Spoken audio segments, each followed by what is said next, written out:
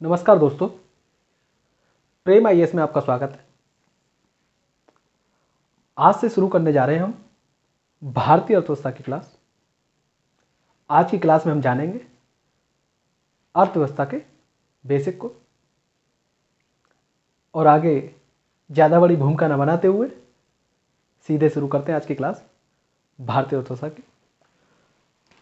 भारतीय अर्थव्यवस्था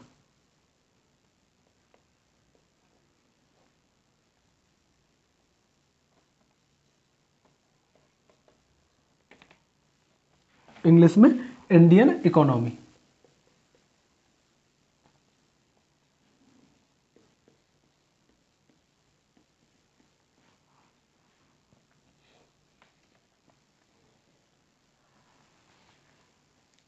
आज हम मोटा मोटी यही जानने की प्रयास करेंगे कि अर्थशास्त्र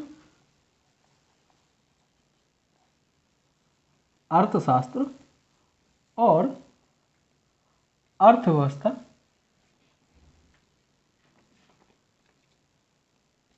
क्या है। अर्थशास्त्र अर्थव्यवस्था क्या है, इन दोनों के बीच में किस प्रकार का संबंध है या इन दोनों के बीच में क्या अंतर है, यही जानेंगे आज की क्लास में हम। तो अगर बात करें साहब हम अर्थशास्त्र क्या है, जिसे इंग्लिश में इकोनॉमिक्स कहते हैं। बहुत से लोग अर्थव्यवस्था की इंग्लिश भी इकोनॉमिक्स लिख देते हैं या इकोनॉमिक्स या इकोनॉमी को एक ही मानते हैं, जबकि ये दोनों अलग अलग अवधारणाएं हैं। अर्थशास्त्र की अगर परिभाषा की बात करें तो अर्थशास्त्र की परिभाषा हम एक लाइन में ऐसे कह सकते हैं साहब कि अर्थशास्त्र के ऐसा विषय है जिसके अंतर्गत हम जो है समाज के भौतिक कल्याण के कारणों का अध्ययन करते हैं। क्या मतलब साहब कि समाज का जो भौतिक कल्याण है, भौतिक कल्याण हमारा शारीरिक हो सकता है, सुख सुविधाएं, कुल मिला के अगर सीधे शब्दों में कहें समाज की सुख सुविधाएं किस तरीके से बढ़ाई जाएं, इस प्रकार के अध्ययन किए जाएं कि उनकी सुख सुविधाएं कैसे बढ़ाई जाएं या उनकी सुख सुविधाओं में बढ़ाने के क्या क्या कारण जो है उत्तरदायी होते हैं, इस सब का अब अध्ययन जिस विषय के अंतर्गत करते हैं उसे अर्थशास्त्र कहते हैं। तो क्या मतलब कि अर्थशास्त्र एक ऐसा विषय है जिसके अंतर्गत हम समाज के भौतिक कल्याण के कारणों का अध्ययन करते हैं।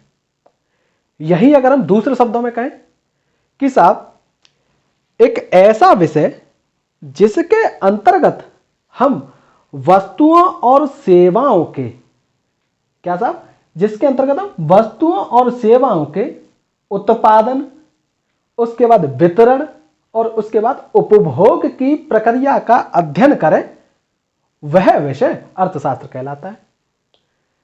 तो हमने एक बात बोली साहब, वस्तुओं और सेवाओं के, वस्तुओं और सेवाओं के, क्या चीज, वस्तुओं और सेवाओं के उत्पादन वितरण और उसके बाद उपभोग की प्रक्रिया का जिस विषय के अंतर्गत अध्ययन किया जाता है उस विषय को हम अर्थशास्त्र कहते हैं। तो यहां हमने शब्द यूज किया वस्तुओं और सेवाओं के। तो वस्तु तो आप लोग सब जानते हैं कि साहब वस्तु क्या हो गई साहब, ये मार्कर एक वस्तु है जो दिख रही है, हमें छू के देख सकते हैं, ये वस्तु है। ये बोर्ड एक वस्तु है, आप जो मोबाइल चलाते हैं वो एक वस्तु है। ये तो समझ में आती सबको। अब ये सेवा क्या चीज है साहब, सेवाओं का उत्पादन कैसे होता है, सेवाओं का वितरण कैसे हो रहा है साहब, उस सेवा का उपभोग हम कैसे कर रहे हैं। तो इस शब्द का मतलब समझते हैं हम कि सेवा क्या चीज होती है। अगर एक लाइन में अगर हम कहें कि साहब जो उत्पादन की प्रक्रिया में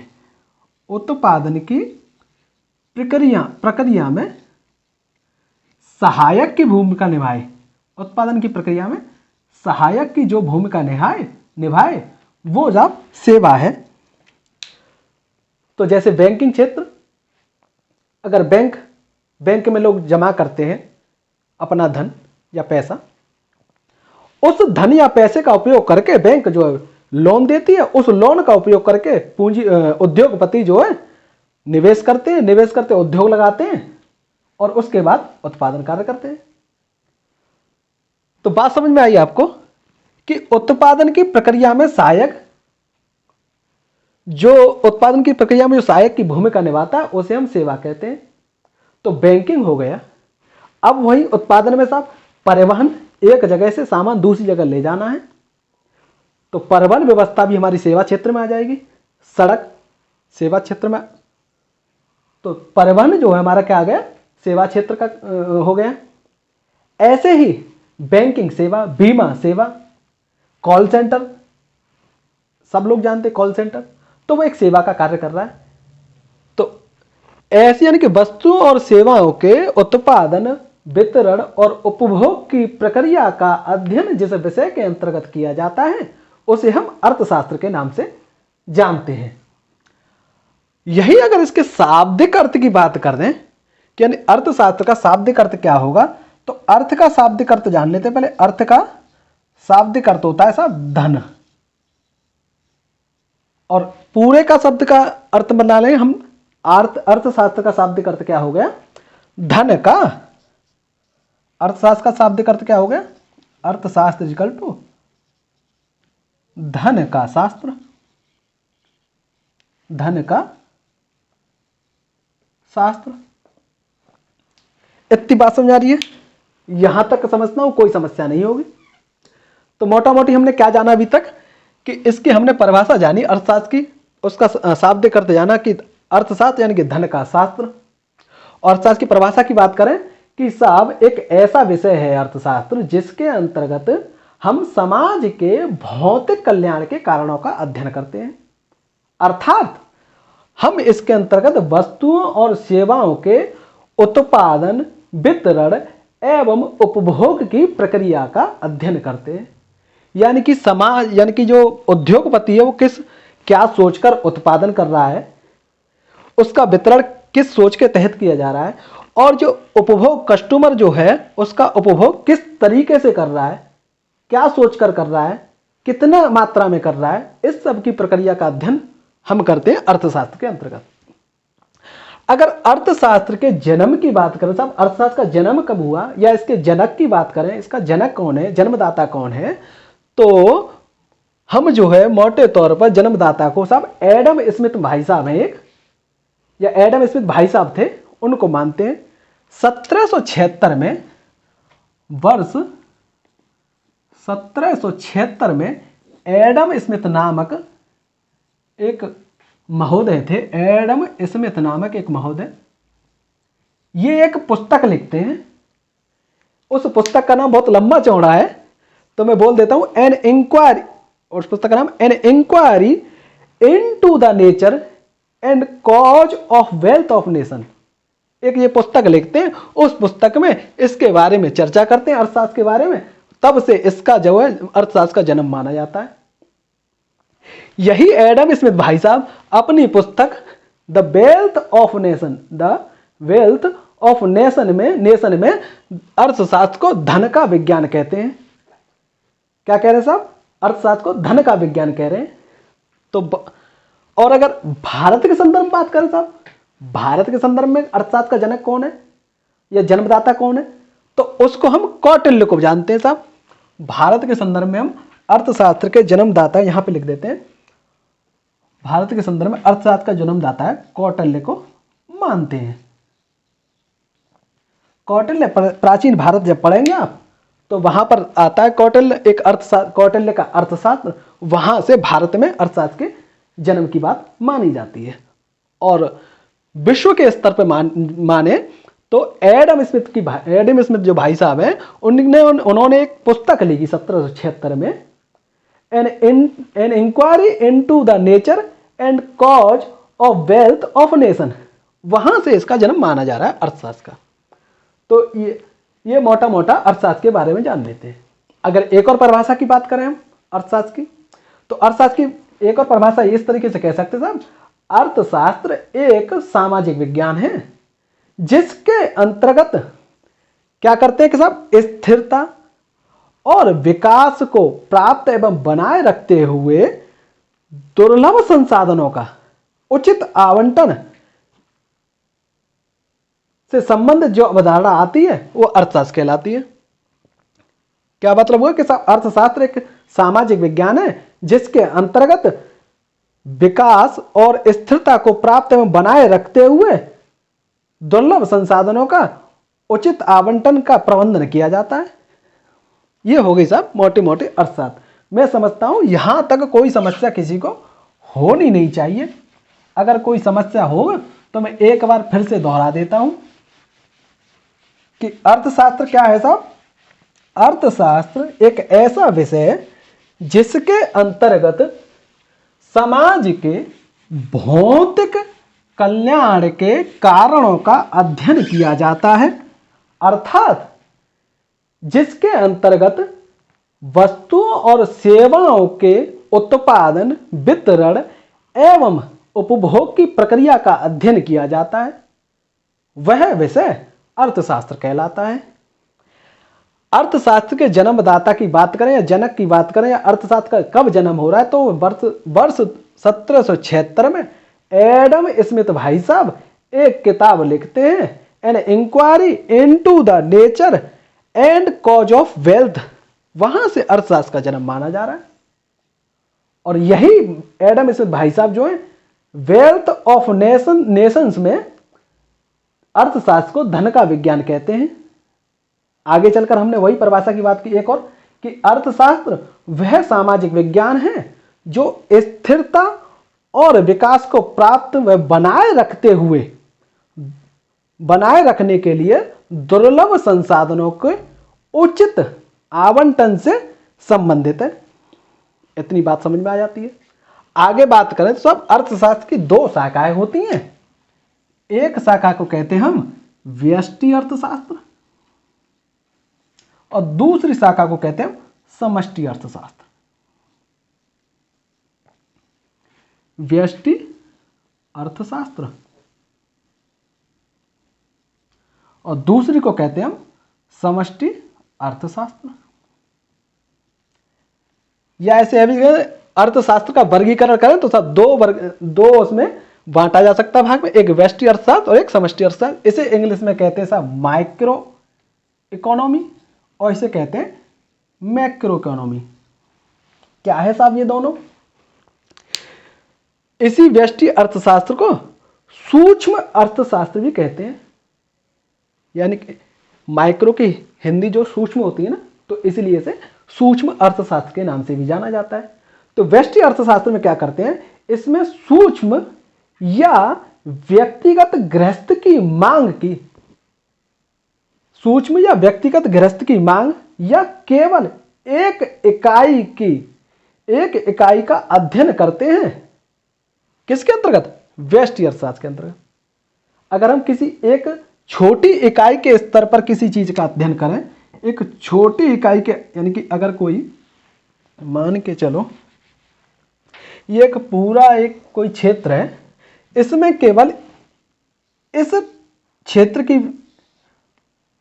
क्षेत्र के बारे में अध्ययन करें, किस तरीके से यहाँ उत्पादन हो रहा है, किस तरीके से यहाँ वितरण हो रहा है, किस तरीके से यहाँ उपभोग हो रहा है, महंगाई कैसे बढ़ रही है, कैसे घट रही है, यहाँ के लोग क्या खरीद रहे हैं, क्यों खरीद रहे हैं, किस प्रकार खरीद रहे हैं, तो इस प्रकार का अध्ययन व्यष्टि अर्थशास्त्र के अंतर्गत होता है।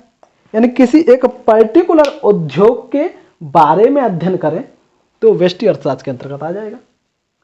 तो क्या बात समझ में आई कि साहब इसके अंतर्गत सूक्ष्म या व्यक्तिगत गृहस्थ की मांग का अध्ययन किया जाता है। यानी एक परिवार की मांग का अध्ययन कर सकते हैं, एक कॉलोनी या मोहल्ले की मांग का अध्ययन कर सकते हैं, गांव की मांग का अध्ययन कर सकते हैं। तो अब बात करते हैं समष्टि अर्थशास्त्र को। मैक्रो, इसकी हिंदी की बात करें तो बृहद जो है इसकी हिंदी होती है, तो इसको जो है बृहद अर्थशास्त्र भी कहते हैं। इसके अंतर्गत क्या होगा सब, इसमें संपूर्ण अर्थव्यवस्था के बारे में अध्ययन किया जाता है। यहां केवल एक व्यक्ति या गृहस्थ की मांग का अध्ययन किया जा रहा था, व्यक्तिगत इकाई का मांग, एक छोटी इकाई के बारे में अध्ययन किया जाता है, या संपूर्ण अर्थव्यवस्था के बारे में अध्ययन किया जाता है, या संपूर्ण अर्थव्यवस्था के स्तर पर आर्थिक क्रियाओं का अध्ययन किया जाता है। किसके अंतर्गत? समष्टि अर्थशास्त्र के अंतर्गत। जैसे राष्ट्रीय आय के बारे में अध्ययन हो गया, यहां जीडीपी, ऐसे ही जो है रोजगार, तो ये जो है बड़े स्तर पर इसका अध्ययन होता है। राष्ट्रीय आय नाम से ही समझ में आ रहा, राष्ट्रीय आय तो पूरे राष्ट्र के संदर्भ में बात, तो यानी कि संपूर्ण अर्थव्यवस्था के स्तर पर आर्थिक क्रियाओं का अध्ययन समष्टि अर्थशास्त्र के अंतर्गत किया जाता है। तो हमने मोटा मोटा अर्थशास्त्र के बारे में जान लिया, अर्थशास्त्र की क्या शाखाएं हैं वो जान लिया।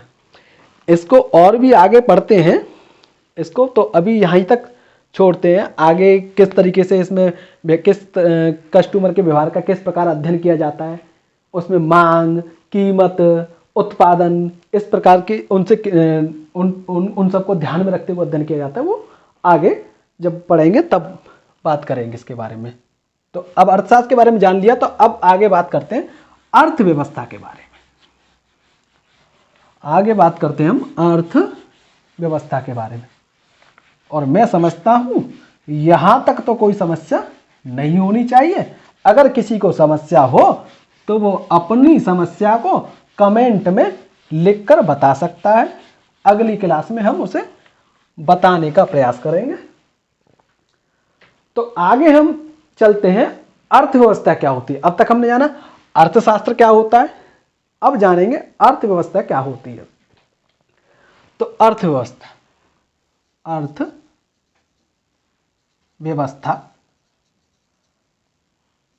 इंग्लिश में इसे वही इकोनॉमी कहते हैं, इकोनॉमी। अगर इसकी परिभाषा के संदर्भ में बात करें कि इसकी परिभाषा क्या होगी, तो इसके नाम में ही इसकी परिभाषा छुपी दिख रही है हमें कि अर्थ का मतलब हम पहले ही जान चुके हैं।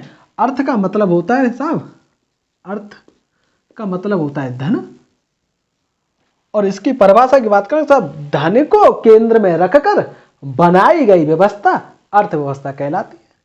बहुत ही सिंपल और आसान परिभाषा इसकी होगी साहब अर्थव्यवस्था की। धन को केंद्र में रखकर बनाई गई, इसको मैं लिख देता हूं कि धन को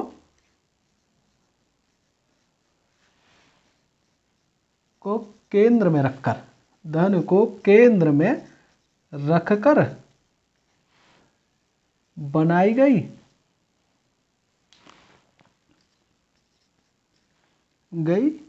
व्यवस्था अर्थव्यवस्था कहलाती है।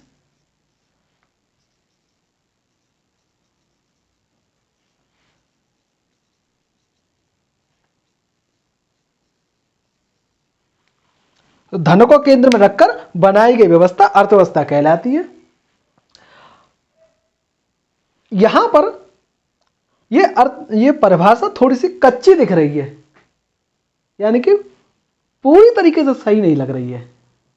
अगर इसमें एक शब्द और जोड़ दें हम कि साहब धन को, यानी कि एक शब्द जोड़ दें साहब कि नागरिकों का या लोगों का अधिकतम कल्याण, तो कैसे हो जाएगी फिर ऊपर भाषा कि धन को केंद्र में रखकर बनाई गई ऐसी व्यवस्था जिसमें किसी देश द्वारा नागरिकों का अधिकतम कल्याण करने का उद्देश्य हो, वह व्यवस्था अर्थव्यवस्था कहलाएगी।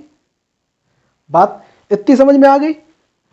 अब इसकी और एक और परिभाषा की बात करें तो एक परिभाषा ऐसे हो सकती है साहब कि किसी राष्ट्र या देश के द्वारा अपने नागरिकों की सामाजिक और आर्थिक स्थिति में सुधार करने के उद्देश्य से उपलब्ध संसाधनों का समुचित नियोजन करते हुए अर्थ को केंद्र में रखकर, अर्थ यानी कि धन को केंद्र में रखकर बनाई गई व्यवस्था अर्थव्यवस्था कहलाती है। ये इसकी एक दूसरी परिभाषा हो गई, बहुत सिंपल। तो यहां एक वर्ड हमें समझ में आ रहा है, बार बार हम ले रहे हैं नाम, कि नागरिकों का अधिकतम कल्याण, यानी कि अधिकतम सुख सुविधाएं बढ़ाना चाहता है। यही कल्याण है कि सब सुख सुविधाएं आपकी बढ़े, आपका अच्छा स्वास्थ्य सुविधाएं मिले, आपको अच्छी शिक्षा व्यवस्था मिले, आपको अच्छी जो है सड़क मिले, आपको अच्छे जो है स्कूल कॉलेज पार्क वगैरह ये सब चीजें मिले। तो ऐसी कोई व्यवस्था कोई देश बना रहा है, अपने नागरिकों का अधिकतम कल्याण करना चाह रहा है, और उसमें धन की केंद्रीय भूमिका हो, यानी कि अर्थ की केंद्रीय भूमिका हो, तो उसे हम अर्थव्यवस्था के नाम से जानते हैं। तो इसको क्या कह सकते हैं साहब दूसरी भाषा में, कि ऐसी व्यवस्था जिसमें किसी क्षेत्र विशेष में नागरिकों को संसाधनों का आवंटन इस प्रकार किया जाता है कि नागरिकों का अधिकतम कल्याण हो, और फिर वही बात कि अधिकतम कल्याण हो और इस सब में धन की केंद्रीय भूमिका हो, इस सब में धन की केंद्रीय भूमिका हो, उसे हम अर्थव्यवस्था कहते हैं। तो तीन परिभाषा आपके सामने आ गई। पहली परिभाषा कि सब धन को ध्यान में रखकर, धन को केंद्र में रखकर बनाई गई व्यवस्था अर्थव्यवस्था कहलाती है। इसी में किसी राष्ट्र या देश के द्वारा अपने नागरिकों की सामाजिक आर्थिक स्थिति में सुधार करने के उद्देश्य से उपलब्ध संसाधनों का समुचित नियोजन करते हुए धन को केंद्र में रखकर बनाई गई व्यवस्था अर्थव्यवस्था कहलाती है। तीसरी परिभाषा क्या थी साहब, कि वह व्यवस्था जिसमें किसी क्षेत्र विशेष में नागरिकों को संसाधनों का आवंटन इस प्रकार किया जाता है कि नागरिकों का कल्याण अधिकतम हो और इस सब में धन की केंद्रीय भूमिका हो, उसे अर्थव्यवस्था के नाम से जानते हैं साहब। तो ये हो गई हमारी अर्थव्यवस्था की परिभाषा, और मैं समझ रहा हूं यहां तक कोई समस्या नहीं होगी। और यही जो है वास्तव में अगर बात करें तो ये अर्थव्यवस्था शब्द अधूरा ही है। अर्थव्यवस्था इंडिपेंडेंट जो है, यानी स्वतंत्र रूप से अर्थव्यवस्था शब्द अधूरा ही रहता है जब तक कि इसके आगे किसी क्षेत्र विशेष का नाम ना जोड़ दिया जाए। तो यानी कि ये अर्थव्यवस्था शब्द है, अर्थव्यवस्था जो शब्द है ये अधूरा ही रहेगा। कब तक? जब तक इसके आगे किसी क्षेत्र विशेष का नाम न लगा दिया जाए। जैसे ए अर्थव्यवस्था, तो या ए की जगह आप लगा दो जैसे भारतीय अर्थव्यवस्था, भारत का नाम लगा दो भारतीय अर्थव्यवस्था। अब ये पूरा शब्द पूर्ण हो गया, ये अर्थव्यवस्था जो शब्द था अब पूर्ण हो गया, भारतीय अर्थव्यवस्था। कभी आपने अर्थव्यवस्था फलानी अर्थव्यवस्था, तो फलानी में भी जो नाम आ रहा है ना, फलानी, वो किसी क्षेत्र विशेष के संदर्भ में हम बात कर रहे होते हैं। तो फलानी में लिख दो सब अमेरिकी अर्थव्यवस्था, चीनी अर्थव्यवस्था, भारतीय अर्थव्यवस्था, रूसी अर्थव्यवस्था। तो अर्थव्यवस्था का शब्द जो है जो पूर्ण कब होता है, जब इसके आगे किसी क्षेत्र विशेष का नाम लगा दे या किसी देश का नाम लगा दे या किसी राष्ट्र का नाम लगा दे, तब ये शब्द पूर्ण हो जाता है। तो हमने अब तक अर्थशास्त्र की परिभाषा समझ ली, अर्थव्यवस्था की परिभाषा समझ ली। अब इन दोनों के बीच में क्या संबंध है या क्या अंतर है उसे जान लेते हैं। अर्थव्यवस्था और अर्थशास्त्र के बीच में क्या संबंध है, अर्थशास्त्र और अर्थव्यवस्था में संबंध।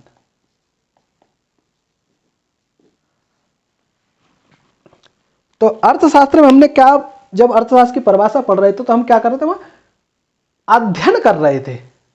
हम परिभाषा बोले थे या पढ़े थे कि साहब अगर वस्तुओं और सेवाओं के उत्पादन, वितरण और उपभोग की प्रक्रिया का अध्ययन जिस विषय के अंतर्गत किया जाता है उसे हम अर्थशास्त्र कहते हैं। तो यह अध्ययन शब्द, यानी कि यह कहें कि अर्थशास्त्र में सिद्धांत बनाए जाते हैं, नियम बनाए जाते हैं, या सिद्धांत एवं नियमों का अध्ययन किया जाता है। तो अर्थात उन्हीं सिद्धांत और नियमों को अगर हम व्यवहार में लागू कर दें वो अर्थव्यवस्था हो गई। तो क्या हो गई साहब इसकी अंतर संबंध क्या हो गया कि अर्थशास्त्र और अर्थव्यवस्था के बीच में सामान्य रूप से अगर संबंध की बात करें तो साहब एक और केवल ये सिद्धांत और अभ्यास के रूप में देख सकते हैं कि जहां अर्थशास्त्र में जिन नियम और सिद्धांतों का अध्ययन किया जाता है उन्हीं नियम और सिद्धांतों को अर्थव्यवस्था में व्यवहारिक रूप में लागू किया जाता है। तो क्या मैं लिख देता हूं यहां पे कि अर्थशास्त्र और अर्थव्यवस्था में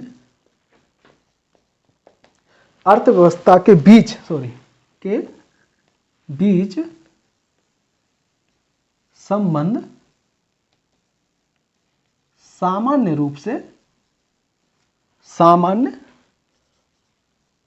रूप से सिद्धांत और अभ्यास के रूप में देखा जा सकता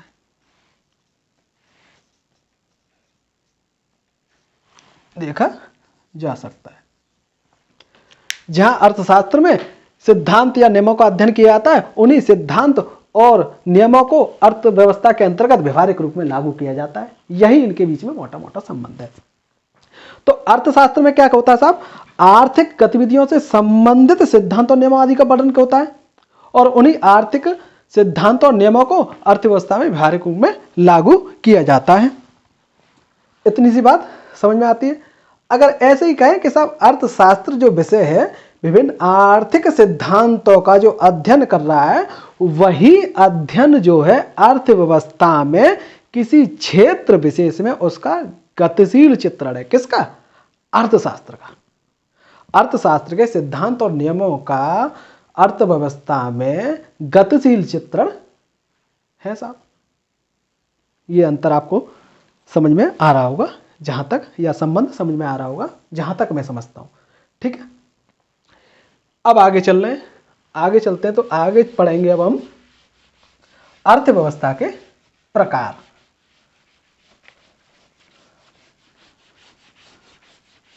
यहां तक किसी को कोई समस्या हो वो अपनी समस्या को कमेंट बॉक्स में लिख दे, हम प्रयास करेंगे उसकी समस्या को सुलझाने में।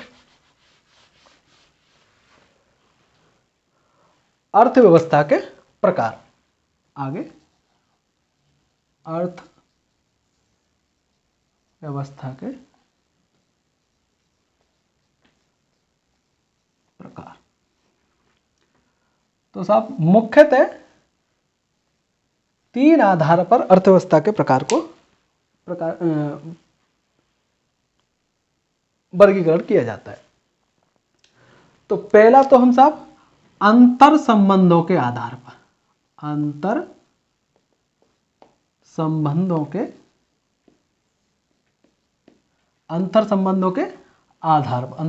के आधार पर, या इसी को कहते हैं शेष विश्व के साथ संबंध के आधार पर।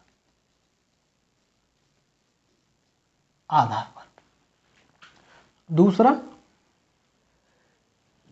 उत्पादन के साधनों पर नियंत्रण या स्वामित्व के आधार पर।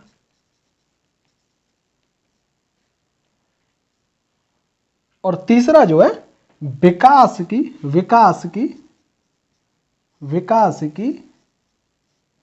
स्थिति के आधार पर।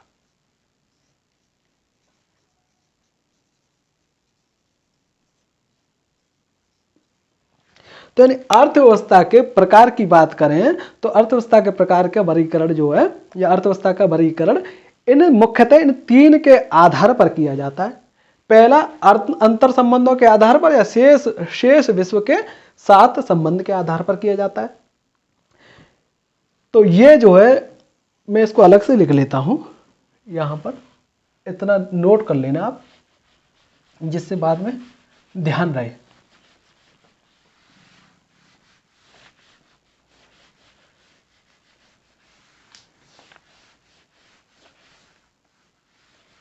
तो अभी हमने अर्थव्यवस्था को मुख्यतः 3 प्रकार में बांटा।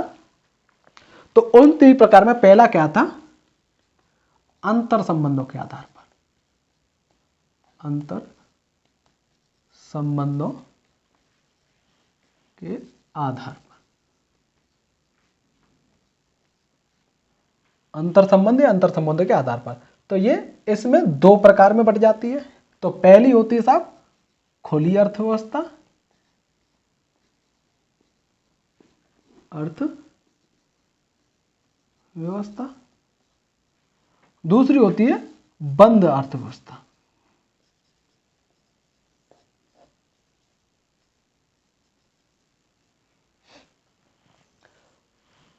तो पहली अंतर संबंधों के आधार पर 2 प्रकार की खुली अर्थव्यवस्था और दूसरी बंद अर्थव्यवस्था।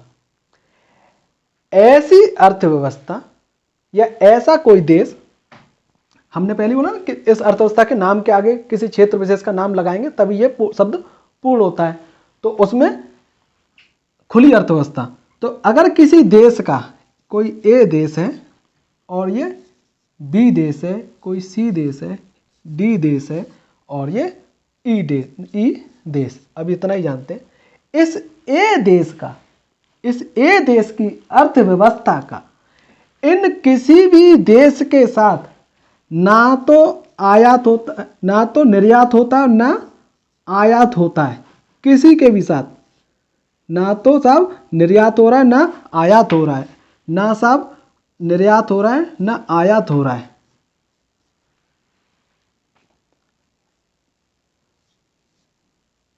मैं थोड़ा सा आपको गलत बता गया हूं, यानी खुली की जगह मैं आपको बंद के बारे में बता गया हूं।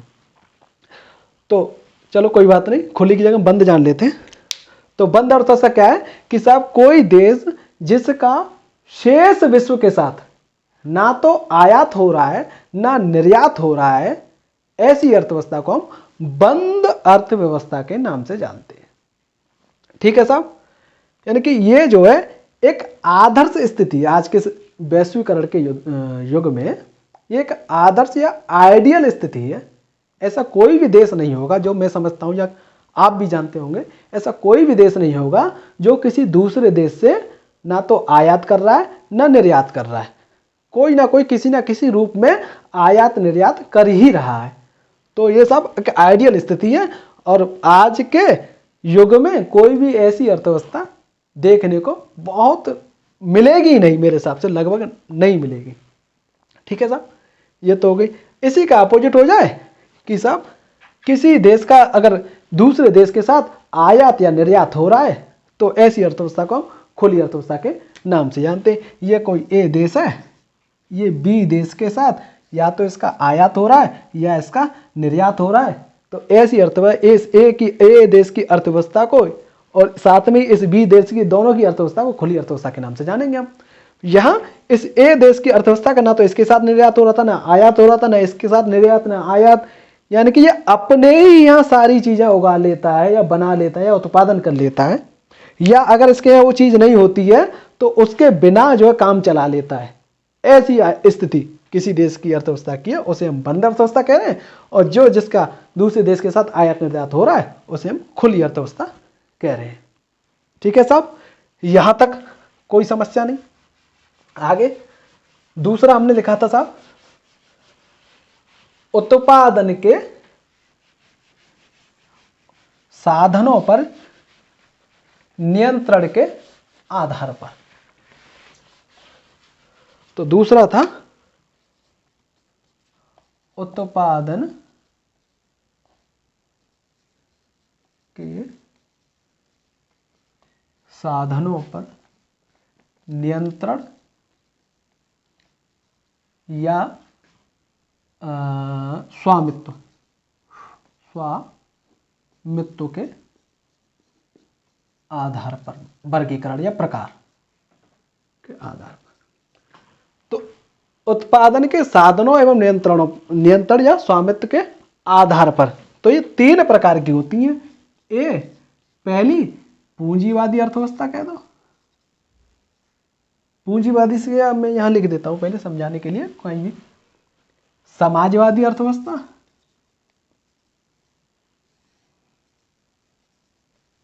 समाजवादी अर्थव्यवस्था, अर्थव्यवस्था।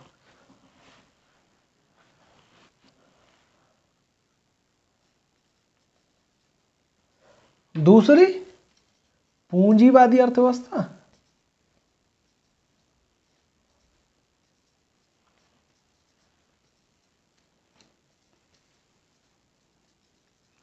और तीसरी मिश्रित अर्थव्यवस्था, मिश्रित अर्थव्यवस्था।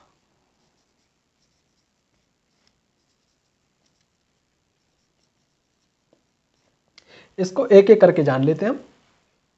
तो उत्पादन के साधनों और नियंत्रण के आधार पर 3 प्रकार की अर्थव्यवस्था होती है। पहली समाजवादी अर्थव्यवस्था, दूसरी पूंजीवादी अर्थव्यवस्था और तीसरी मिश्रित अर्थव्यवस्था। तो इनको एक एक करके जान लेते हैं। हम पहले जानेंगे पूंजीवादी अर्थव्यवस्था, सॉरी समाजवादी अर्थव्यवस्था जानेंगे। तो समाजवादी अर्थव्यवस्था में क्या होता है कि जो उत्पादन के साधन यानी कि उद्योग धंधे या संसाधन, उन पर जो नियंत्रण होता है वो किसी केंद्रीय संस्था का होता है या सरकार का होता है, या दूसरे एक और शब्दों में कहना चाहें थोड़ा सा समाज का नियंत्रण होता है या जनता का नियंत्रण होता है। तो यानी कि उत्पादन के साधनों पर किसका नियंत्रण होगा? उत्पादन के साधनों पर सरकार का, सरकार या केंद्रीय संस्था का नियंत्रण, केंद्रीय संस्था का नियंत्रण।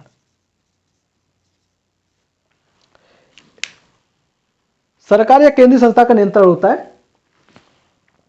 यहां पर जो है निजी क्षेत्र की भूमिका नहीं होती है। यानी कि यहां जो उद्योग धंधे लगाए जाएंगे या उद्योग धंधों का जो मालिकाना हक होगा या मालिक होगा वो कौन होगी? सरकार होगी या केंद्रीय संस्था होगी। वहां पर किसी निजी व्यक्ति के उद्योग धंधे लगाएगा या नहीं लगा सकता। अगर लगाएगा भी तो उनका जो उसका मालिक सरकार ही होगा। अंततः उसका मालिक सरकार होगी। यहां पर जो उत्पादन किया जाता है, यहां उत्पादन आवश्यकता अनुसार किया जाता है। उत्पादन आवश्यकता अनुसार,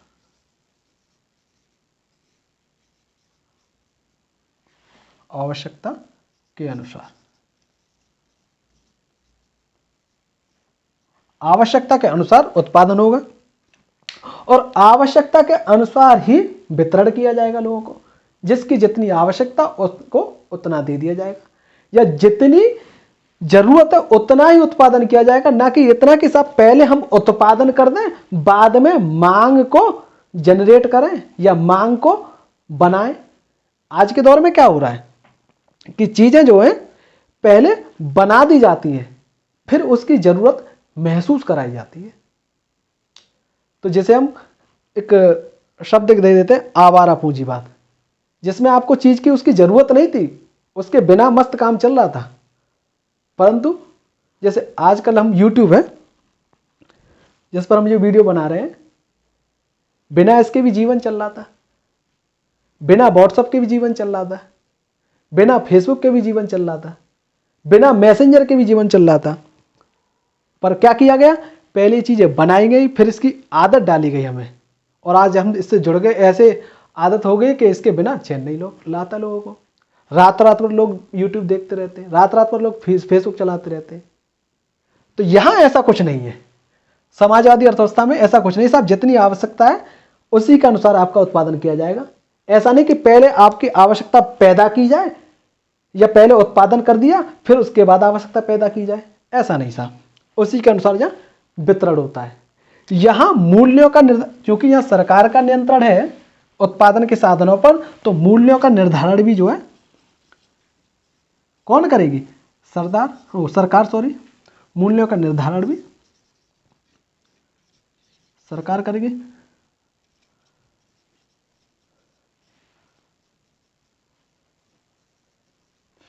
चूंकि यह कोई निजी व्यक्ति नहीं है या निजी व्यक्ति के हाथों में उत्पादन के साधन नहीं है, तो यहां पर जो है कंपटीशन होगा? बिल्कुल नहीं होगा साहब। कौन चाहेगा कि साहब ये मार्कर कोई एक कंपनी बना रही है और जिस रेट 10 रुपए का मार्कर बिक रहा है, तो दूसरी कंपनी अगर मार्कर बनाएगी तो दूसरी कंपनी को मार्कर बनाने के लिए या तो इससे अच्छा बनाया जाए, अगर वो अच्छा बनाती है तो उसके लिए कीमत भी हाई रखेगी, कीमत हाई रखेगी, पर यहां तो मना कर रहा है, यहां तो ये मना कर रहा है कि साहब कीमत हम डिसाइड करेंगे, आप नहीं डिसाइड कर सकते। तो यहां क्या होगी? प्रतिस्पर्धा यानी कंपटीशन नाम की कोई चीज नहीं होगी। यहां प्रतिस्पर्धा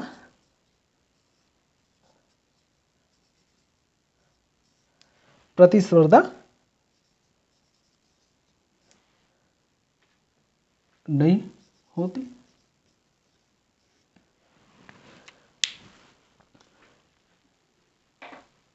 यहां पर बाजार जैसी अवधारणा यानी बाजार जो है बाजार या बाजार की शक्तियां या मांग या आपूर्ति, जब अर्थव्यवस्था में जब अर्थव्यवस्था को मोटे तौर पर कोई जानना चाहे तो कहे सब मांग आपूर्ति, जहां मांग आपूर्ति के द्वारा जो अर्थव्यवस्था को समझने का प्रयास करते हैं लोग। तो यह मांग आपूर्ति, बाजार की शक्तियां या प्रतियोगिता जैसे जो तत्व हैं जो अनुपस्थित होते हैं। ठीक है साहब। यहां पर अवस्था के अनुसार जो है वितरण होता है, इतनी बात भी हम बता ही चुके हैं। निजी स्वामित्व की अवधारणा नहीं होती है, यानी कि निजी हाथों में जो है स्वामित्व तो नहीं होगा। किसके हाथों में होगा? सरकार या केंद्रीय संस्था के हाथों में होगा। आगे जो है इतनी बात, आगे चलते हैं हम पूंजीवादी अर्थव्यवस्था।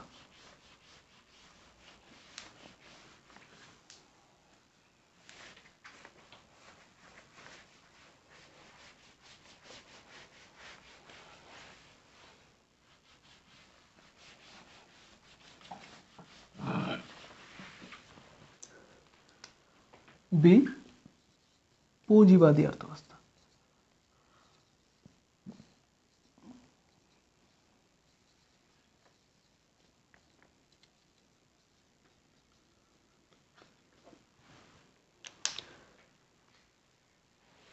जैसे समाजवादी अर्थव्यवस्था में निजी स्वामित्व की अवधारणा नहीं थी, वहां सामुदायिक स्वामित्व की अवधारणा थी, परंतु यह पूंजीवादी अर्थव्यवस्था में उत्पादन के साधनों पर सरकार का नियंत्रण नहीं होता है। इस अर्थव्यवस्था में उत्पादन के साधनों पर निजी व्यक्ति या निजी संस्था का नियंत्रण होता है। ठीक है साहब। क्या साहब? यहां पर क्या होता है? उत्पादन के साधनों पर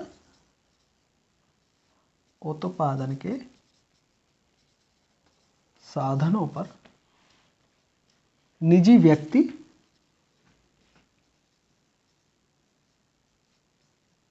या संस्था का नियंत्रण होता है।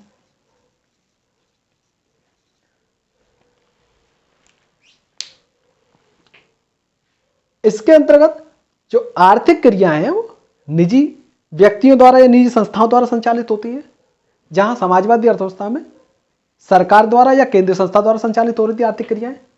इस पूंजीवादी अर्थव्यवस्था में क्या होगा? जो आर्थिक क्रियाएं वो किसके द्वारा संचालित होंगी?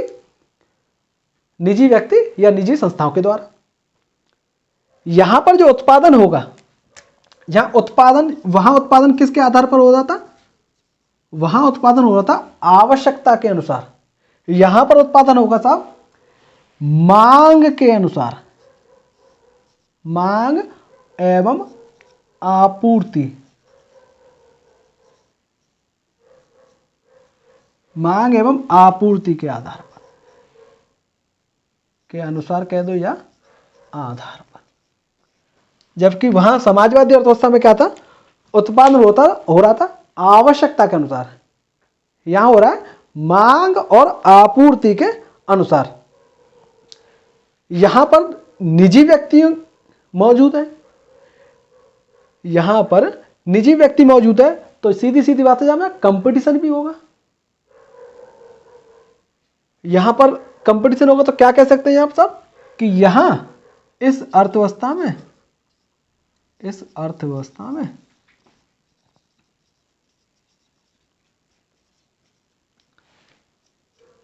प्रतिस्पर्धा उपस्थित होती है। प्रतिस्पर्धा होती है या कंपटीशन होता है।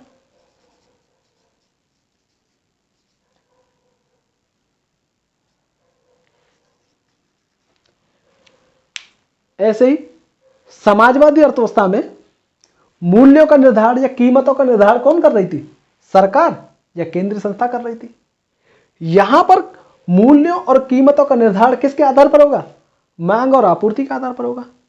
अगर मांग बढ़ जाएगी तो कीमत भी बढ़ जाएंगी, अगर मांग घट जाए तो कीमत भी घट जाएंगी।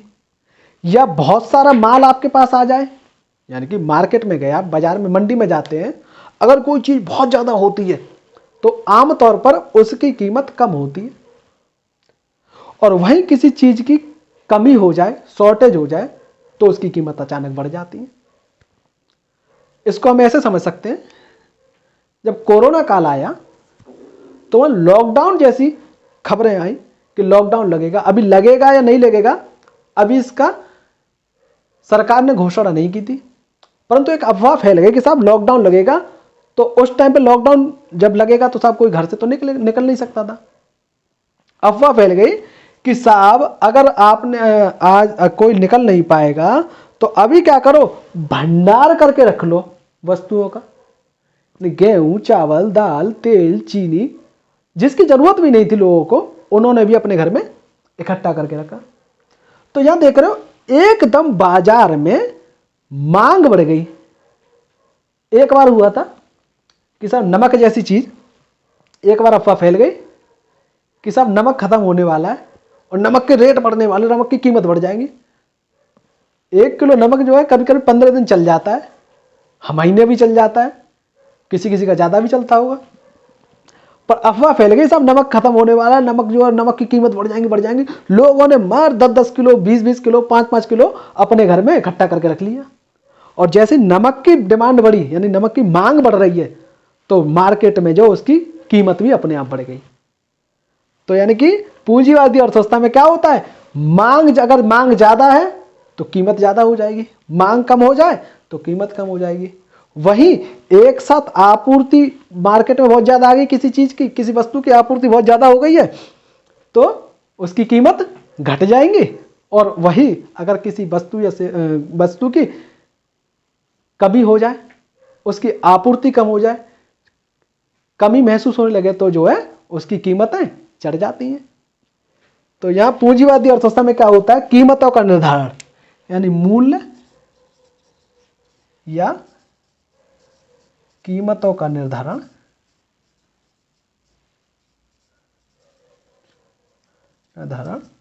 मांग एवं आपूर्ति के आधार पर।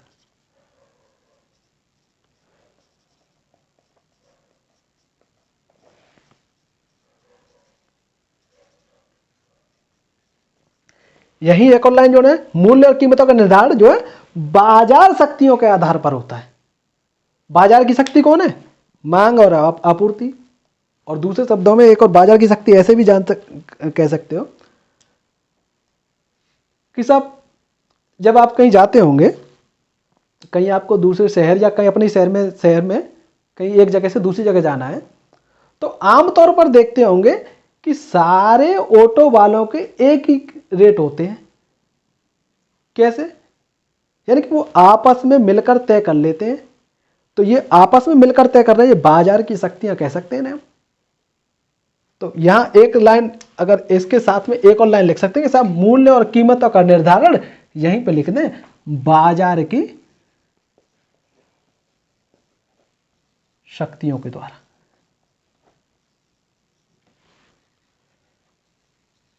द्वारा होता है। ठीक है साहब। एक लाइन हम वह बताना भूल गए समाजवादी अर्थव्यवस्था में। वहां समाजवादी अर्थव्यवस्था में लोगों का या नागरिकों का, जो समाजवादी अर्थव्यवस्था का जो मुख्य उद्देश्य होता है वो होता है लोगों या नागरिकों का अधिकतम कल्याण करना या कल्याण करना। यानी कि वहां जो उत्पादन किया जाएगा वो किस लिए किया जाएगा कि लोगों का कल्याण हो सके। परंतु वही अगर पूंजीवादी अर्थव्यवस्था की बात करें तो यहां जो है इसका जो मुख्य उद्देश्य होता है इस अर्थव्यवस्था का, वो मुख्य उद्देश्य होता है लाभ कमाना। अरे निजी व्यक्ति है साहब, ये क्यों कल्याण करना चाहेगा? ये अपना लाभ देखेगा किसी दूसरे का लाभ देखेगा? तो ये अपना लाभ भी अधिकतम करना चाहेगा। आज अगर 10 रुपए कमा रहा है तो इसके मन में लालसा रहेगी कल मैं 15 कमाऊं, परसों 20 कमाऊं, इस तरीके से। तो ये अपने लाभ को अधिकतम करने के उद्देश्य से उत्पादन करता है। तो इस पूंजीवादी अर्थव्यवस्था का मुख्य उद्देश्य क्या होता है? अधिकतम लाभ प्राप्त करना। वही समाजवादी अर्थव्यवस्था की बात करें तो जो है वहां पर लोगों या नागरिकों का अधिकतम कल्याण करना। साथ ही साथ आपने पूंजीवादी अर्थव्यवस्था और समाजवादी अर्थव्यवस्था के बीच अंतर भी जान लिया। ठीक है साहब, आगे पढ़ते हैं हम मिश्रित अर्थव्यवस्था।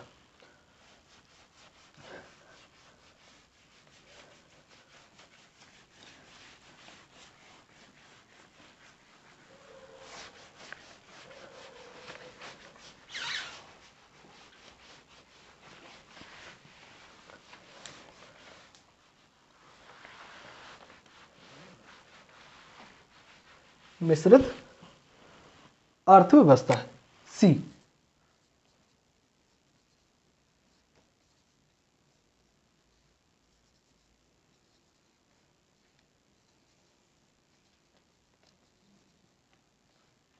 नाम से ही पता चल रहा है साहब, मिश्रित यानी मिश्रण, किसी चीज दो चीजों का मिश्रण कर दिया जाए, मिश्रित हो जाएगी वो।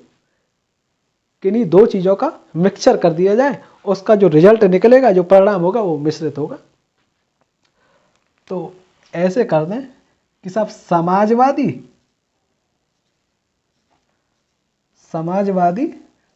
और प्लस पूंजीवादी अर्थव्यवस्था को मिला दें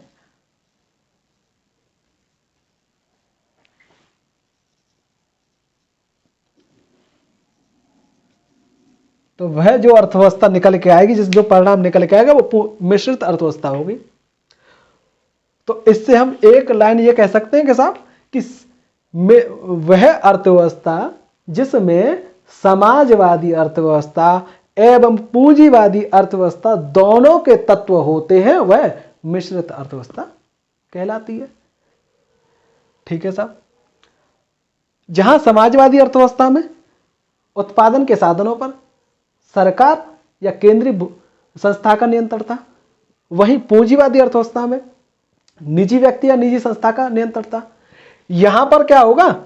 यहां सरकार और निजी व्यक्ति दोनों का नियंत्रण होगा। व्यक्ति कह लो या संस्था कह लो, संस्था दोनों का नियंत्रण।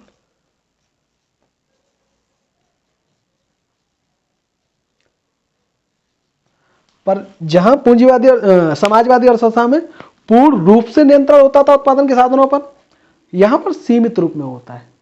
ऐसे जहां पूंजीवादी अर्थव्यवस्था में निजी क्षेत्र का या निजी संस्था का पूर्ण रूप से तो नहीं कहें, मतलब उनका नियंत्रण होता है उत्पादन के साधनों पर, यहां पर थोड़ा सीमित रूप में होता है। यहां पर सरकार का कार्य क्या होता है? नियमन करने का होता है। यहां पर सरकार का कार्य क्या होता है? नियमन करने का, आर्थिक क्रियाओं का नियमन करने का कार्य होता है। ठीक है साहब, तो कैसे कहते हैं साहब, एक लाइन में अगर एक बात करें कि साहब यहां पर सरकार की सीमित भूमिका होती है मिश्रित अर्थव्यवस्था में। यहां सरकार का काम आर्थिक क्रियाओं का नियमन करना होता है। सेम पूंजीवादी अर्थव्यवस्था में भी सरकार का काम नियमन करना होता है। शायद मैं गलत बोल गया क्या, देख लेते हैं अभी। तो ऐसे यहां निजी क्षेत्र के पास वस्तुओं और सेवाओं के उत्पादन की स्वतंत्रता होती है। यहां पर मिश्रित अर्थव्यवस्था में वस्तुओं और सेवाओं के उत्पादन की स्वतंत्रता होती है। तो यहां नियामक की भूमिका नहीं होती। यहां पर मिश्रित अर्थव्यवस्था में सरकार की नियामक की भूमिका होती है, नियमन करती है आर्थिक क्रियाओं का। ठीक है साहब। यहां पर सामाजिक और आर्थिक कल्याण के साथ साथ बाजार की प्रतिस्पर्धा को भी प्रोत्साहित किया जाता है। तो यहां पर किस प्रकार से उत्पादन किया जाएगा?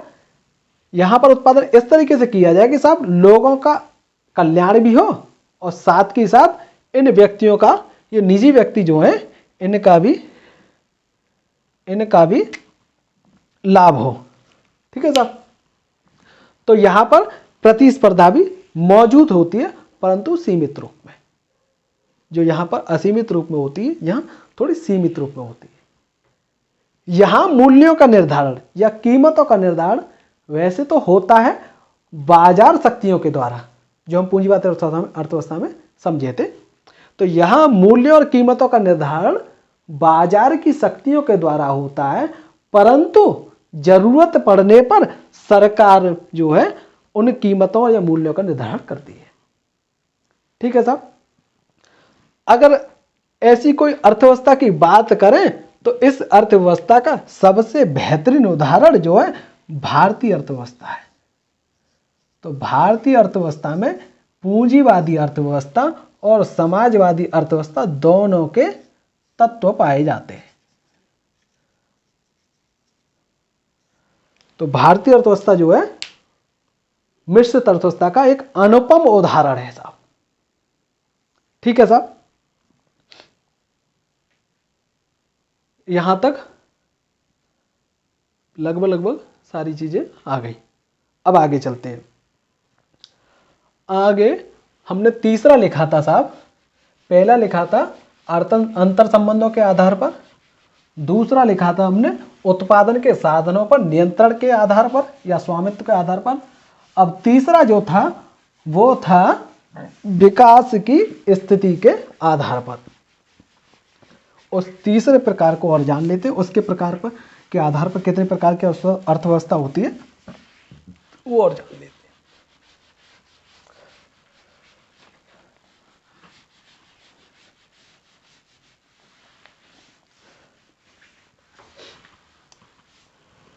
तो तीसरा प्रकार जो हम अर्थव्यवस्था का प्रकार पढ़ रहे थे अर्थव्यवस्था के, तो उसमें हमने वर्गीकरण किया था 3 के आधार पर। तो तीसरा आधार था वो क्या था? विकास की स्थिति के आधार पर। इसमें भी 3 प्रकार की अर्थव्यवस्था होती है। पहली अल्प विकसित,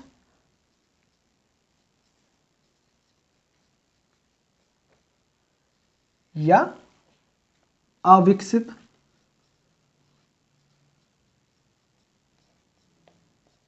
अर्थव्यवस्था।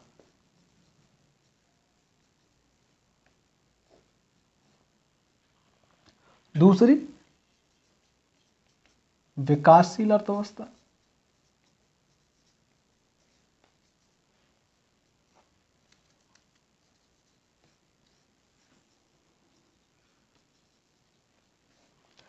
और तीसरी विकसित अर्थव्यवस्था।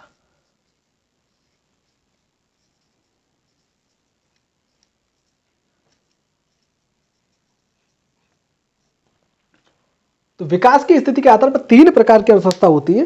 पहली अल्प विकसित अर्थव्यवस्था, दूसरी विकासशील अर्थव्यवस्था और तीसरी विकसित अर्थव्यवस्था।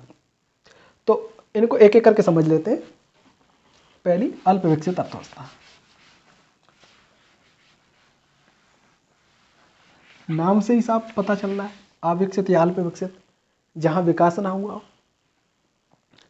तो ऐसे देशों की अर्थव्यवस्था को अल्प विकसित अर्थव्यवस्था कहा जाता है जहां पर प्राकृतिक एवं भौतिक तथा मानवीय संसाधनों का या साधनों का युक्ति युक्त प्रयोग नहीं हो रहा है या नहीं हो सका है। क्या साहब? ऐसे देशों की अर्थव्यवस्था जहां प्राकृतिक, भौतिक एवं मानवीय साधनों का युक्ति युक्त उपयोग नहीं हो सका या हो रहा है, ऐसी अर्थव्यवस्था को हम अल्प विकसित अर्थव्यवस्था के नाम से जानते हैं। तो यहां पर साहब जो संसाधन होते हैं, संसाधनों का दोहन नहीं हो सका है या प्रारंभिक अवस्था में संसाधनों का दोहन प्रारंभिक अवस्था में, क्योंकि अगर ये संसाधनों का दोहन अच्छे तरीके से कर लेते तो फिर अविकसित क्यों रहते, अल्प विकसित क्यों रहते, फिर तो विकसित या विकासशील की श्रेणी में आ जाते। यानी संसाधनों का दोहन जो है प्रारंभिक अवस्था में या शुरू ही नहीं हुआ है। ठीक है साहब। दूसरा कि अर्थव्यवस्था में जो है प्राथमिक क्षेत्र की, आगे जो हम पढ़ेंगे कि अर्थव्यवस्था के क्षेत्र जो है तो वह पढ़ेंगे 3 प्रकार के क्षेत्रक होते हैं या क्षेत्र होते हैं अर्थव्यवस्था के, प्राथमिक क्षेत्र, द्वितीयक क्षेत्र और तृतीयक क्षेत्र। तो उसी में जो है प्राथमिक क्षेत्र जहां से रॉ मटेरियल यानी कच्चे माल की जहां से प्राप्ति होती है उसे प्राथमिक क्षेत्र के नाम से जाना जाता है। तो कृषि हुआ, खनन उद्योग या खनन जो है ये सब प्राथमिक क्षेत्र के अंतर्गत आते हैं। तो यहाँ पर क्या होता है, अर्थव्यवस्था की निर्भरता जो होती है प्राथमिक क्षेत्र पर अधिक होती है। तो यहाँ पर जो है प्राथमिक क्षेत्र पर या प्राथमिक क्षेत्र की या प्राथमिक क्षेत्र का इस अर्थव्यवस्था में योगदान अधिक होता है या इस अर्थव्यवस्था की निर्भरता जो होती है प्राथमिक क्षेत्र पर अधिक होती है। प्राथमिक क्षेत्र का योगदान अधिक। ठीक है साहब। अब यही बात करें साहब, संसाधनों का दोहन प्रारंभिक अवस्था में है, प्राथमिक क्षेत्र का योगदान प्राथमिक क्षेत्र का योगदान अधिक होता है। तो यहां पर ऑटोमेटिकली या स्वाभाविक रूप में प्रति व्यक्ति आय क्या होगी, निम्न होगी।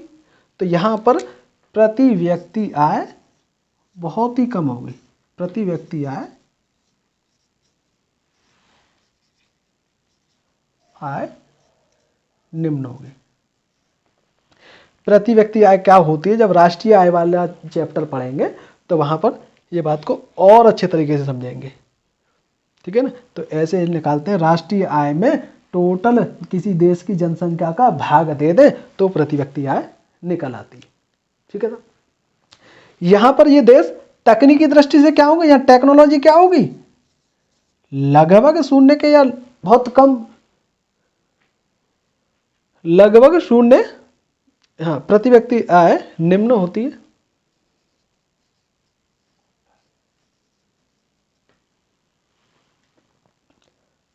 हाँ, तकनीकी दृष्टि से ये क्या होंगे, तकनीकी दृष्टि से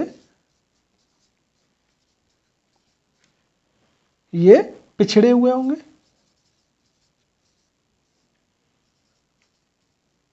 यह अर्थव्यवस्था क्या होगी, तकनीकी दृष्टि से पिछड़ी हुई होगी। और साहब यहां पर जब तकनीकी दृष्टि से पिछड़ी हुई है, कृषि क्षेत्र पर अधिक जो निर्भरता है, या संसाधनों का या जो दोहन अभी शुरू नहीं हुआ है या प्रारंभिक अवस्था में, तो यह रोजगार कैसा होगा, रोजगार नहीं होगा, बेरोजगारी ज्यादा होगी। यहां जब बेरोजगारी ज्यादा होगी तो यहां गरीबी अधिक होगी। तो यह रोजगार और नहीं होगा तो यानी कि गरीबी और बेरोजगारी बहुत अधिक होगी, गरीबी और बेरोजगारी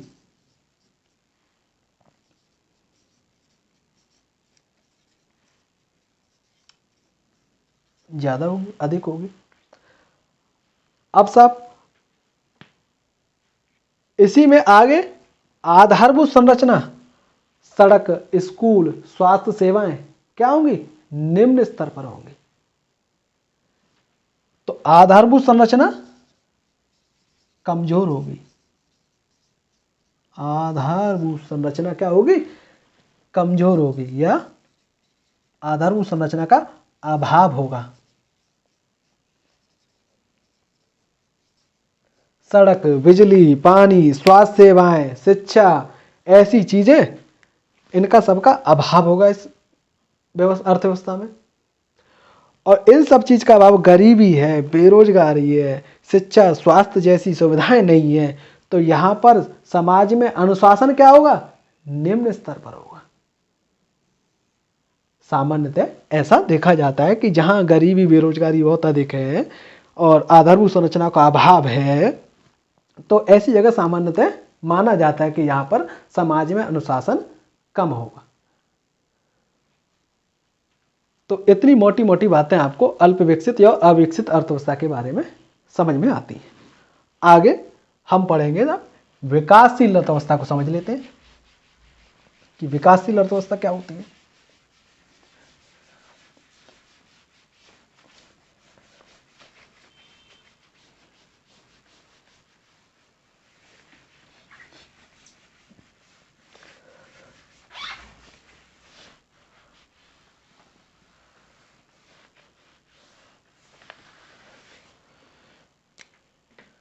बी, विकासशील अर्थव्यवस्था।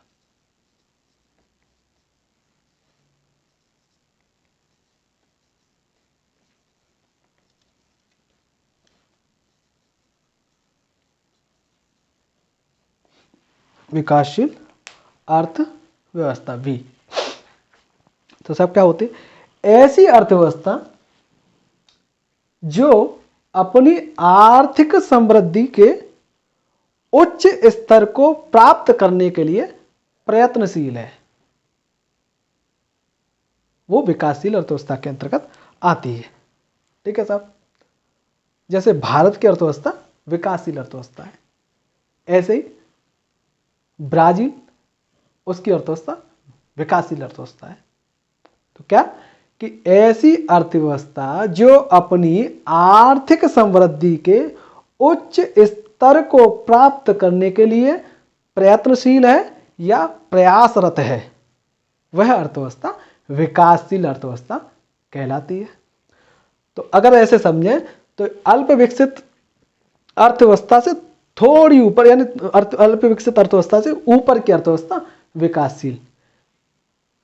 तो यानी कि अमीर और गरीब के बीच में जो, वो विकासशील। ठीक है साहब। तो यहां क्या होगा, संसाधनों का दोहन वहां पर प्रारंभिक अवस्था में था, तो यहां संसाधनों का दोहन प्रारंभिक अवस्था से एक चरण ऊपर पहुंच गया होगा और ऊपर पहुंच गया होगा, यानी दोहन जो है, संसाधनों का दोहन प्रारंभ हो चुका है,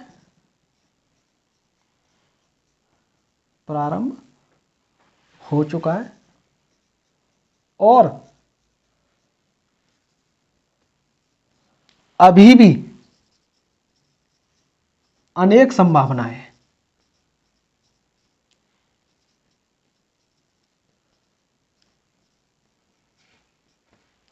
ठीक है साहब। यहीं पर प्रति व्यक्ति आय की बात करें तो प्रति व्यक्ति आय क्या होगी, जो अंतरराष्ट्रीय मानक है किसी प्रति व्यक्ति आय के, उस मानकों से कम होगी, यानी उन मानकों के या तो आसपास होगी या कम होगी। प्रति व्यक्ति आय,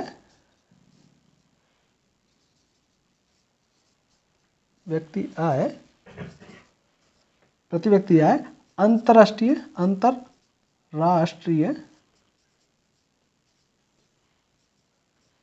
मानकों से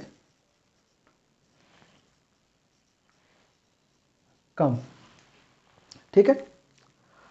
यहां पर तकनीकी दृष्टि से अल्प विकसित देश अर्थव्यवस्थाओं की अपेक्षा तो ये जो है धनी होंगे, परंतु विकसित देशों की तुलना में बात करें तो उस दृष्टि से ये तकनीकी दृष्टि से पिछड़े हुए होंगे। ठीक है साहब। यहाँ पर सुदृढ़ जैसे वहाँ पर जो है आधारभूत संरचना की कमी थी, तो यहाँ एक शब्द जोड़ देते हैं, सुदृढ़ आधारभूत संरचना का अभाव। यानी कि आधारभूत संरचना तो है, परंतु बहुत ज़्यादा अच्छी आधारभूत संरचना नहीं है। जैसे भारत विकासशील अर्थव्यवस्था है, तो भारत में बहुत अच्छे अच्छे रोड हैं।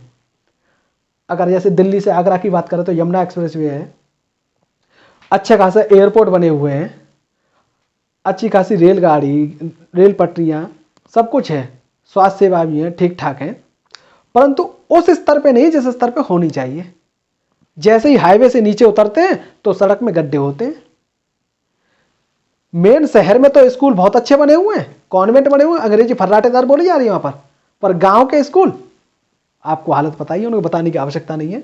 तो यानी कि आधारभूत संरचना सुदृढ़ अवस्था में नहीं होती है, होती है आधारभूत संरचना अगर अल्प, परंतु अच्छी आधारभूत संरचना की अभी भी कमी है, जो ये कहा जा सके साहब यहाँ कोई भी कमी नहीं है, यहाँ एकदम साहब हाईवे से नीचे उतरो तो वहां पर भी रोड एकदम चिकने सपाट होंगे, वहां कोई गड्ढे ना हो, ऐसी बात अभी इनमें नहीं है।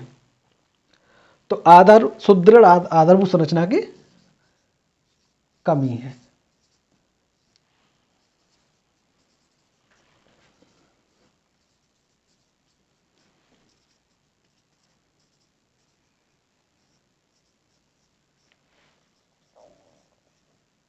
सुदृढ़ आधारभूत संरचना की कमी है साहब। और यहां पर औद्योगिकरण प्रारंभ हो चुका होगा, जहां अल्प विकसित अर्थव्यवस्था में औद्योगिकरण अभी प्रारंभ नहीं हुआ है, यहां पर प्रारंभ हो चुका है, और परंतु अभी भी यहां पर अनेक संभावनाएं मौजूद हैं। तो भारत में औद्योगिकरण अच्छे खासे रूप में प्रारंभ हो चुका है, परंतु अभी भी बहुत से ऐसे क्षेत्र हैं जहां अभी भी जरूरत है इस चीज की। ठीक है साहब, तो इतनी बात विकासशील अर्थव्यवस्था के संदर्भ में आपको जाननी आवश्यक है। इसके बाद हम चलते हैं विकसित अर्थव्यवस्था के तरफ।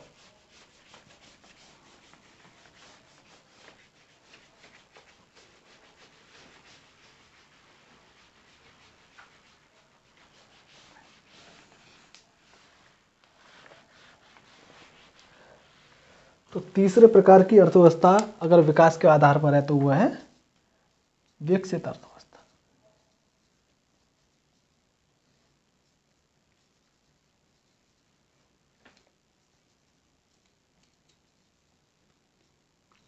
विकसित अर्थव्यवस्था टॉप लेवल की ऐसी अर्थव्यवस्था, अगर इसकी परिभाषा की बात करें, ऐसी अर्थव्यवस्था जो अपने विकास की उच्च अवस्था पर पहुंच चुकी है, वह अर्थव्यवस्था विकसित अर्थव्यवस्था कहलाती है। यानी ऐसी अर्थव्यवस्था जो अपने विकास की उच्च अवस्था पर पहुंच चुकी है, वह अर्थव्यवस्था विकसित अर्थव्यवस्था कहलाती है। ठीक है साहब, यहां पर संसाधनों का अधिकतम दोहन हो चुका है या हो चुका होगा। यहां संसाधनों का अधिकतम दोहन,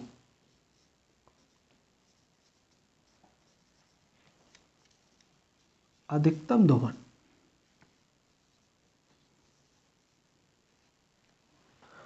दोहन हो चुका है। यहां पर साहब आधारभूत संरचना कहने की बात ही नहीं है, सुदृढ़ अवस्था में होगी, रोड एकदम सपाट चिकने, स्कूल यानी कि शिक्षा व्यवस्था अच्छी खासी, कोई कमी नहीं, कह सकते हैं कोई कमी नहीं, स्वास्थ्य सेवाएं बहुत अच्छी, बिजली पानी सब कुछ अच्छा। तो यहां कहते हैं सब सुदृढ़ आधारभूत संरचना, सुदृढ़ आधारभूत संरचना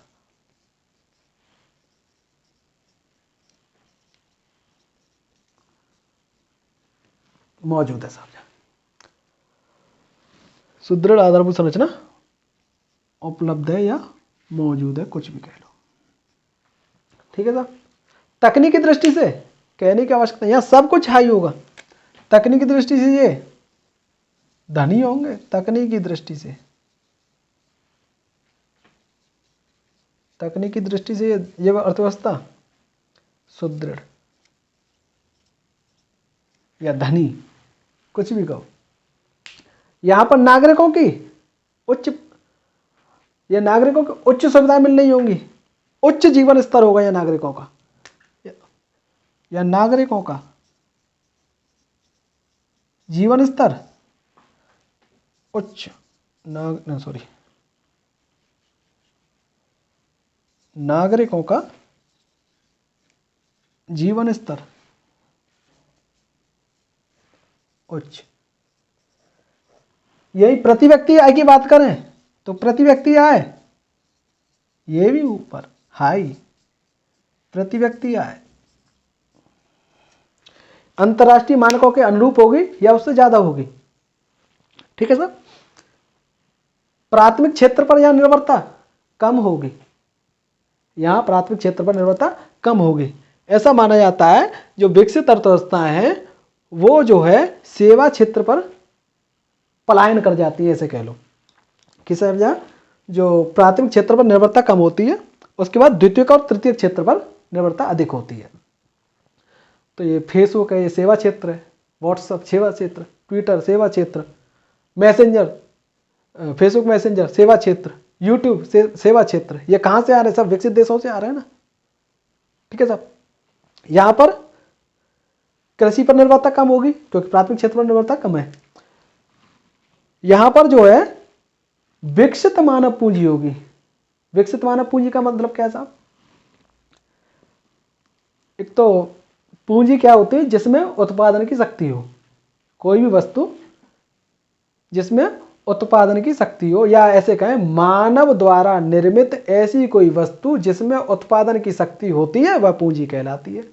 अगर मानव के अंदर उत्पादन की शक्ति, कोई कुछ वो उत्पादन कर सकता है तो वो मानव पूंजी हो गई। तो यहां पर विकसित मानव पूंजी होगी। क्यों होगी विकसित मानव पूंजी? क्योंकि साहब यहाँ सब कुछ बेहतर है, तकनीकी दृष्टि से सुदृढ़ है, आधारभूत संरचना अच्छी है, शिक्षा स्वास्थ्य व्यवस्था अच्छी है, तो शिक्षा अच्छी प्राप्त आ रहा होगा तो इसके पास कौशल भी होगा, इसके बाद कौशल होगा, कौशल होगा तो क्या बता रहा था मैं, हाँ मानव पूंजी, कौशल होगा तो ये उत्पादन करने में सक्षम होगा। यही ठीक है साहब। तो ये होती है अर्थव्यवस्था के प्रकार। मुख्यतः हमने 3 आधार पर अर्थव्यवस्था को बांटा। पहला आधार था साहब हमारा अंतर संबंधों के आधार पर। 2 प्रकार की अर्थव्यवस्था होती है अंतर संबंधों के आधार पर, खुली अर्थव्यवस्था और बंद अर्थव्यवस्था। खुली अर्थव्यवस्था वह अर्थव्यवस्था जिसका किसी अन्य देश के साथ आयात एवं निर्यात होता है या आयात या निर्यात होता है, वह अर्थव्यवस्था खुली अर्थव्यवस्था कहलाती है। और इसी के विपरीत ऐसी कोई अर्थव्यवस्था जिसका कि शेष विश्व के साथ ना तो आयात होता है और ना ही निर्यात होता है, वह बंद अर्थव्यवस्था कहलाती है। वही हमने दूसरी पढ़ी थी कि साहब उत्पादन के साधनों पर नियंत्रण या स्वामित्व के आधार पर 3 प्रकार की होती हैं। समाजवादी अर्थव्यवस्था पहली, दूसरी पूंजीवादी अर्थव्यवस्था, तीसरी मिश्रित अर्थव्यवस्था। तो समाजवादी अर्थव्यवस्था में क्या होता है? उत्पादन के साधनों पर सरकार या केंद्रीय संस्था का नियंत्रण होता है। उसके बाकी की क्रिया आप पढ़ चुके हो। दूसरी पूंजीवादी अर्थव्यवस्था में उत्पादन के साधनों पर निजी व्यक्ति या निजी संस्थाओं का नियंत्रण होता है। तीसरा मिश्रित अर्थव्यवस्था, जहां पूंजीवादी एवं समाजवादी दोनों अर्थव्यवस्थाओं के तत्व मौजूद हों, वह अर्थव्यवस्था पूंजीवादी अर्थव्यवस्था कहलाती है। इसका एक अनुपम उदाहरण भारत है। भारतीय अर्थव्यवस्था मिश्रित अर्थव्यवस्था के नाम से जानी जाती है। ऐसे ही सब तीसरा जो है विकास की स्थिति के आधार पर पढ़ा हमने। 3 प्रकार की विकास की स्थिति के आधार पर भी होते हैं। 3 प्रकार के विकास की स्थिति के आधार पर अर्थव्यवस्था होती है। पहली अल्प विकसित अर्थव्यवस्था, दूसरी विकासशील अर्थव्यवस्था और तीसरी विकसित अर्थव्यवस्था।